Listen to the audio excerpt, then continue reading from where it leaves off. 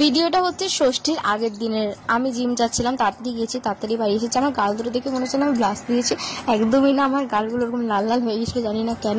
তো আমি আর মা একটু বাজার যাচ্ছিলাম, পুচকুর জন্য জামা কেনার ছিল আর ষষ্ঠীর বাজারও করার ছিল। এখানে এই V2টা নতুন ওপেন হয়েছে আমাদের বহরমপুরে। তো এখানে বাচ্চাদের প্রচুর কালেকশন, ভীষণ সুন্দর সুন্দর কালেকশন। স্কাই কালারের বিশেষ করে ড্রেসটা আমার খুব সুন্দর লেগেছে। জানি না কেন আমাদের এরকম এত সুন্দর সুন্দর কিউট ড্রেস পাওয়া যায় না, কেন জানি না কেন। সত্যি মানে আন্দোলন করতে হবে যে কেন আমাদের এরকম এত সুন্দর সুন্দর জামা পাওয়া যায় না। তো ওখানে পুচকুর জন্য জামা দেখা হচ্ছিল। পুচকু তো একদমই ছোট, তো ওর জন্য ও সাইজের জামা আমরা পাচ্ছিলাম না।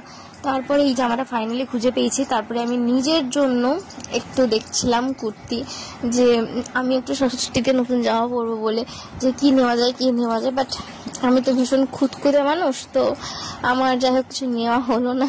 তো এখানে ছেলেদের প্রচুর কালেকশন ছিল, ভীষণ রিজনেবল প্রাইস ছিল। টি শার্ট স্টার্টিং মেবি 175 থেকে এবং কুর্তি 200 থেকে, ভীষণ রিজনেবল প্রাইস ছিল। আর ক্যাশ কাউন্টে মারাত্মক ভিড়।